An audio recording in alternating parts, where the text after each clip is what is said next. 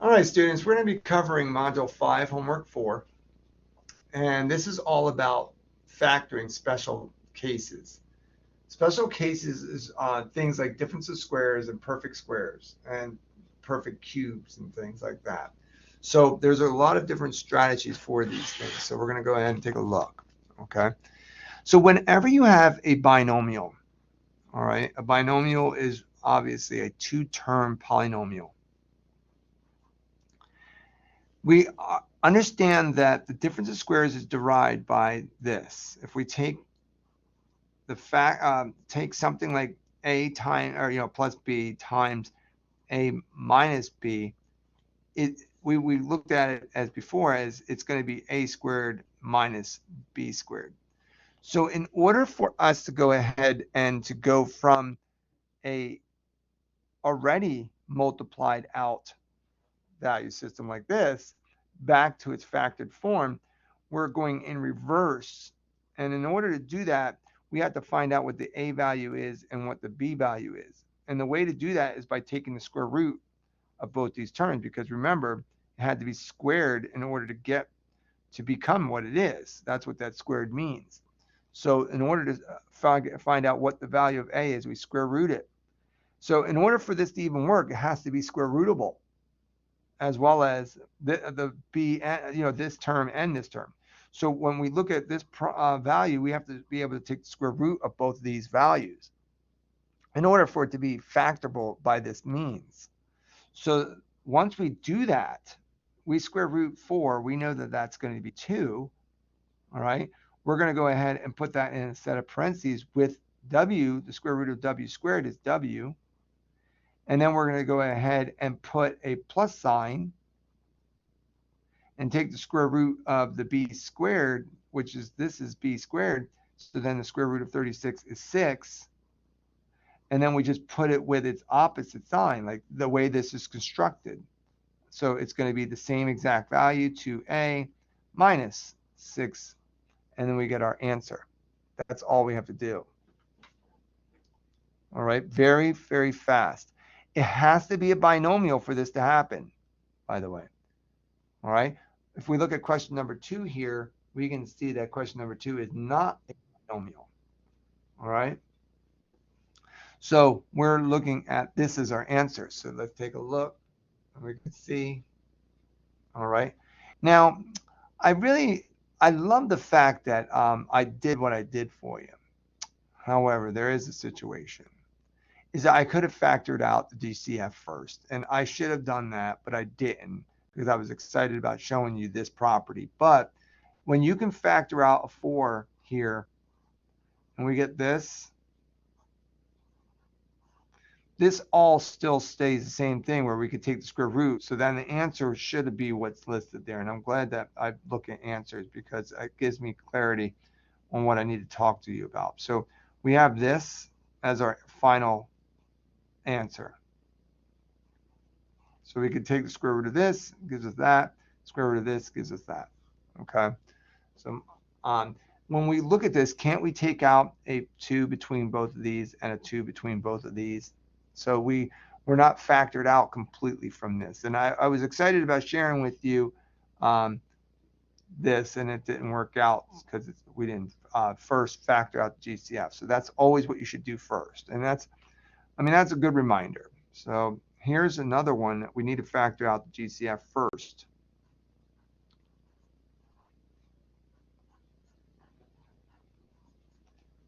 So when we look at this, we can factor out the 5 first, and we get this.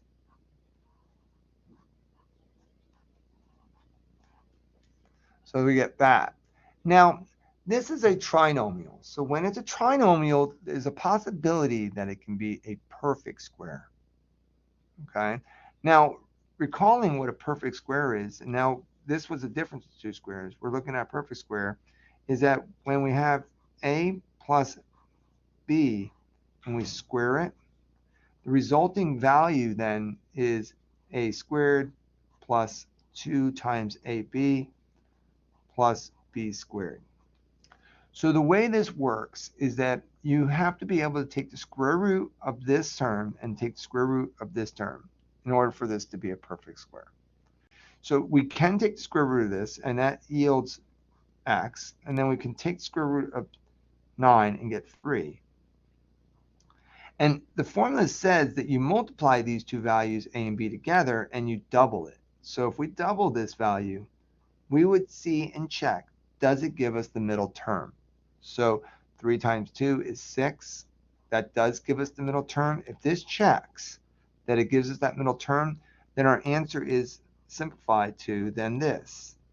It's going to be whatever we take the square root of this, x, with the same sign as resting between the first and second term, and then the square root of the last term. Now, you always want to put it squared because remember, it's like this. It's taking on this form. So that's our answer, is 5 times x plus 3 to the second power. Now, some key things to remember is that this does not have to be a plus sign. It could be a negative sign. So then this goes like this, okay? And you should be able to just simply take the square roots of the first and last term. If you can do that, and you can do it mentally, you can probably double that value. Once you multiply them together, you can double that value. You can see mentally to get this value. You don't have to go ahead and write it down like I did for you, okay? Yes? I see a hand up. All right, I'm just going to continue. Maybe it was a mistake. Okay, so now for this next question, number 3, okay? We're going to go ahead and factor out a 2y. So we're going to factor out 2y when we're writing it down. So doing that, we're going to get y squared, 6y, and then we're going to get 9. Well, this is following the same exact pattern as this. I mean, these are exactly the same except for different variables. So it does follow that we could take the square root of this, gives us y. Square root of that gives us 3. 3 times y is 3y, doubled is 6y. So you can see how we can do that mentally. So once we can do it mentally to a point where we can go ahead and take the square root of that, we're going to get y, and then square root of this gives us 3 plus, we're just going to put it with a squared, and we're done. That's the answer. So factoring these special cases actually moves a lot faster if you're comfortable with them, once you get comfortable with them. See, so rather than making the same mistake I did up here where I don't factor out the 4, I'm going to check to see if I can factor out a 4 in 49 and 4, and I know I can't. And I know I can't divide both of them by 2. I mean, so we're good to go to just take the square root. Because we can take the square root of 4x squared, we're going to go ahead and put 2x, and then we're going to put a plus sign. Remember, it's going to follow this pattern up here, all right? Because the difference is squares, and then the square root of 49 is 7. So once I determine that, I'm always going to put it with its opposite. And then I'm done. That's the factored form of 4. So factoring difference in squares moves very quick. So like taking a look at this one, I see if I can factor anything out between them all, and I can't see anything that can factor out between them all. So I'm going to go ahead and take it as it is. And I notice that it's a negative sign. I'm going to go ahead and follow this exact formula, except instead of being with it's a negative sign, I'm going to follow the fact that it's going to be a minus sign because it's a negative, because this is true.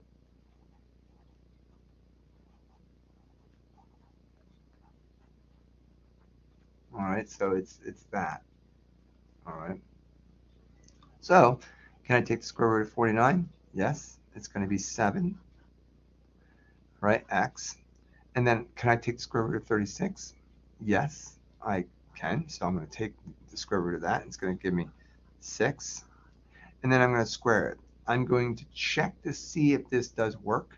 So 7 times 6 is 42. Doubled is 84. And that works. It does equal that middle term, 84.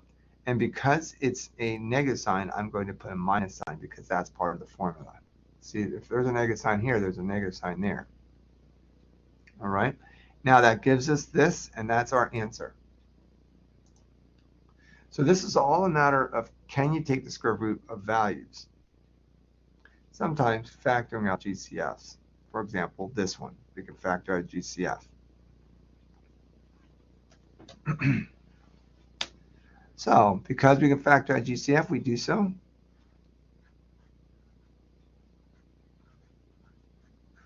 And then this is the difference of two squares. So factoring that, we get x minus 5, or x plus 5, excuse me, x minus 5. We could have put the minus first if we desired, but it doesn't make a difference. All right, look at, they did. They put the minus 5 first. All right, so factoring special cases, it's very, very consistent, very easy. It's following formulas. That's why I exercise with my students earlier when I go ahead and do this process, that I say, students, make sure you FOIL this out by using the formula rather than foiling it by the standard FOIL method, which is the distributive property. All right, so now when we're looking at this, we see that we can take the square root of 25. It's going to be 5. And then we have x. Square root of 49 is 7. So we're going to go ahead and put 7, and that's our answer. We're done.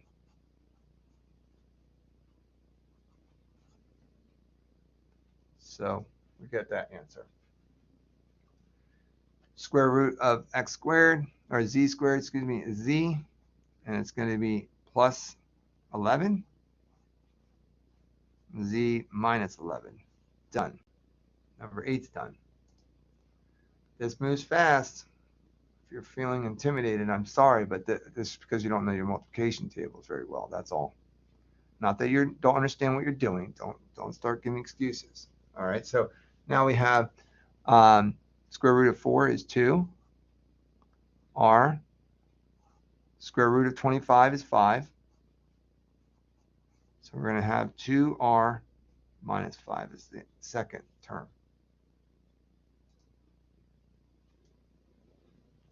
Now this, again, make sure that you understand that it has to be a negative sign between the two things. Now just because the z in this next one comes second doesn't change that the way we do this. It's square root of 49 is 7, and then it's going to be plus z, and then it's going to be 7 minus z. And that's our answer.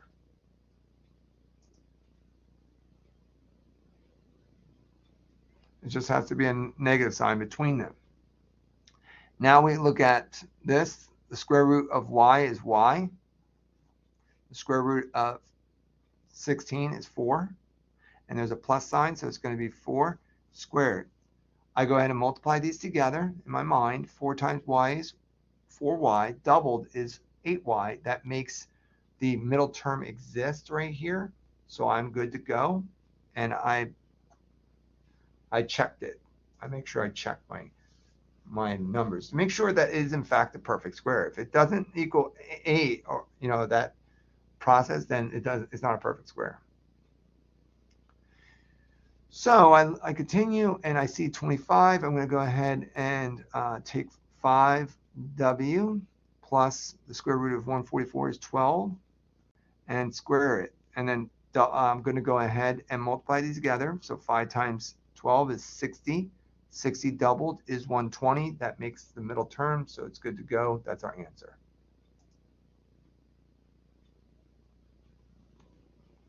If I'm going too fast, I apologize, but this is very mentally capable of being done. So take the square root of the first term is w. The square root of the last term is 7, and there's a minus sign between the first and the second term, so it's going to be negative 7 squared, and I'm done. That's all you have to do. There's nothing else you have to do. You just have to square root things. Now there are times when you have to, like we said in the beginning, factor out GCF, and that slows the process down. But for the most part, these move very quickly. If we look at 25, we can see it's 5. W, and then the square root of 36 is 6, and it's going to be negative because there exists a negative between the first and second term. I just double check. I see that 5 times 6 is 30, doubled is 60. That makes the middle term. Therefore, this is the answer.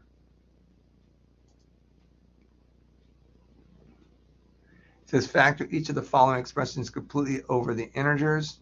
Okay. Now, when we look at it, something like, let's take a look at this. Now, when you have a plus sign, right? Well, first of all, there's really not much factoring that we can do other than taking out, for example, 5 here. I mean, we can take out a 5.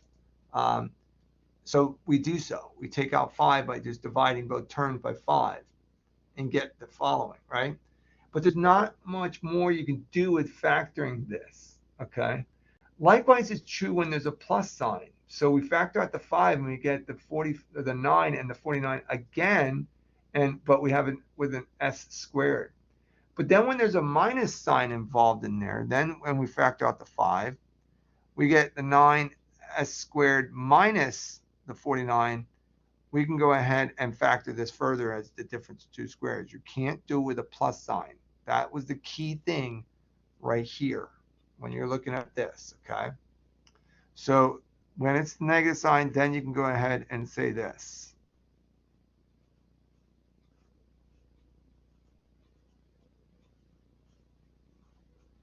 And then you're done. Okay, that's what we're looking for that one. That was a critical one for us to challenge whether or not we understand the true essence of difference of 2 squares. Most students forget about that rule and they go ahead and do it with a plus sign as well, and that does not work.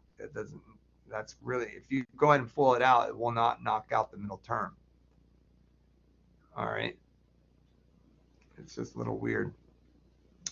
Okay, now we look at 36 and 39 or 49. We can't do anything with that. We do see that we can take square root. When we take the square root of x to the 10th, it's going to be x to the 5th. So this one is unique in that. So all we got to do is take and do 6 x to the 5th, because we're dividing it by 2. And then we're going to put plus, and then it's going to be 7 y to the 2nd. And then just go ahead and put a minus sign between the next.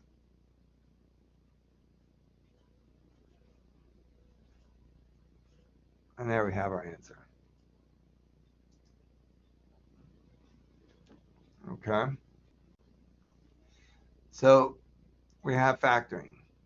Now, I'm going to do it one last time for that one, and then we'll move on to the cubics. The cubic ones have a unique property as well. So when we're looking at this is going to be 5y, and then it's plus 11, and then we go ahead and check it. This is going to give us 55, doubled is 110, so therefore there's an answer for that one.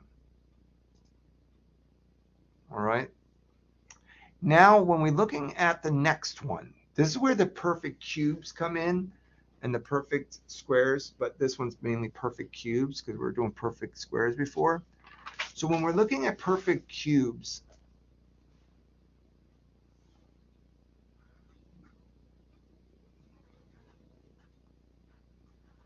we have to be able to take the cubic root of both these two terms.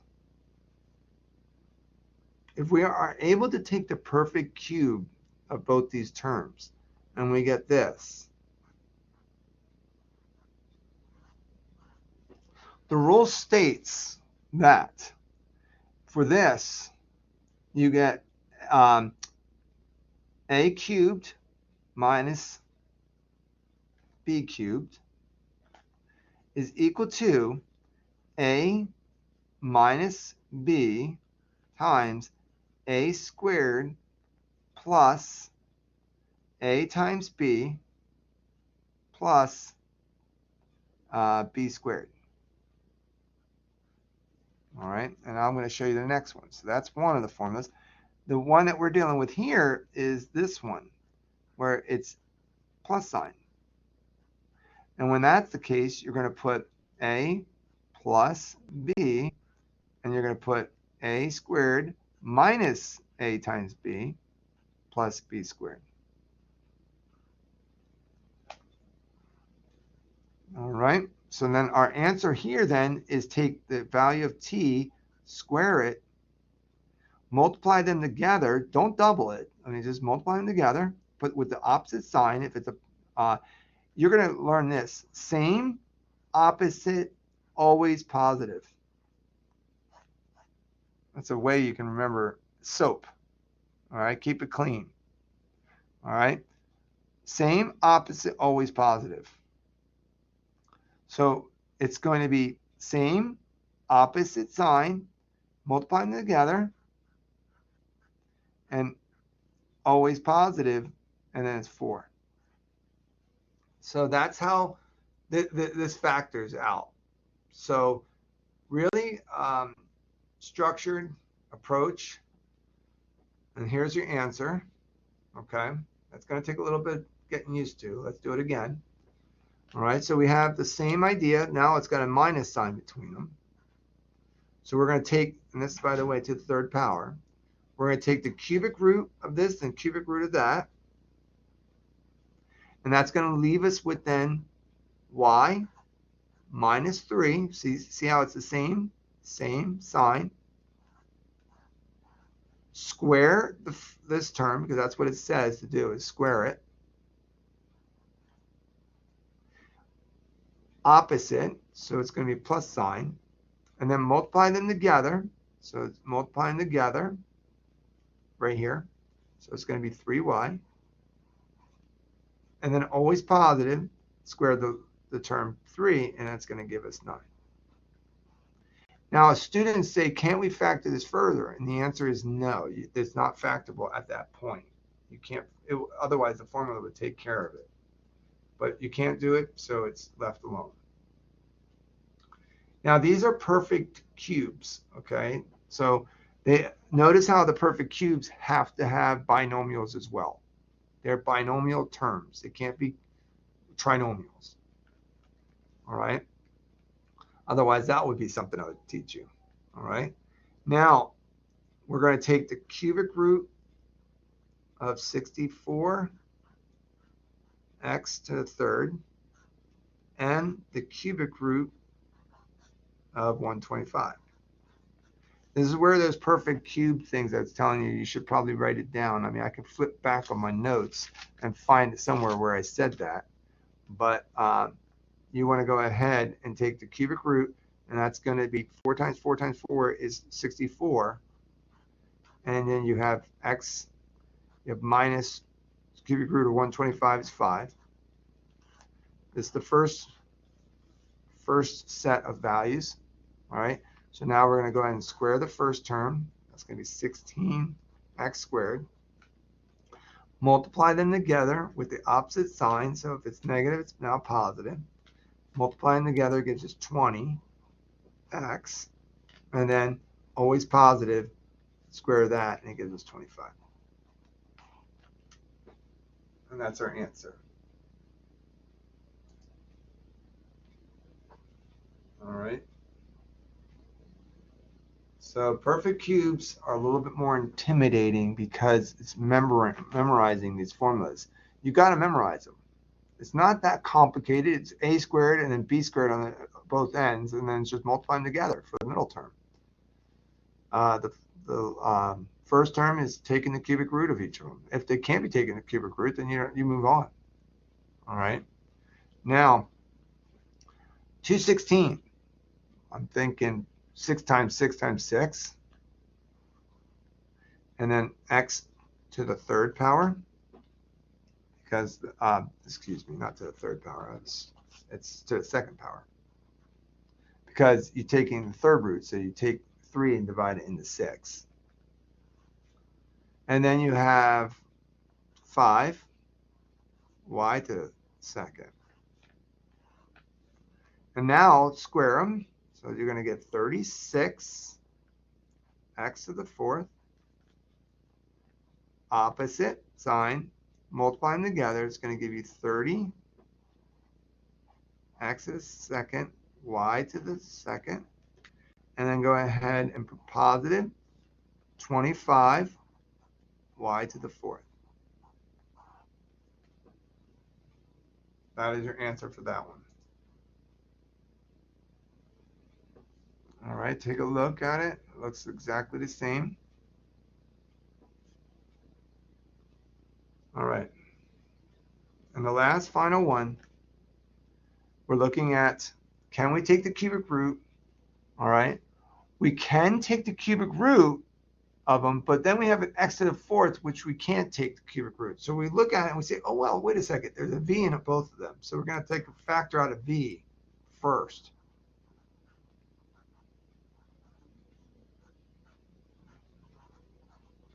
And then we can go ahead and take the cubic root. So it's going to be v with then the cubic root of 64 is 4, v plus 5.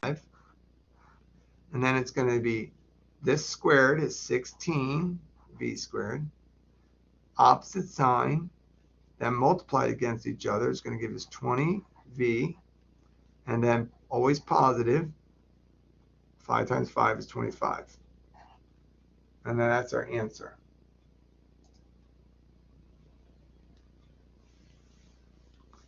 All right, and that concludes this particular lesson.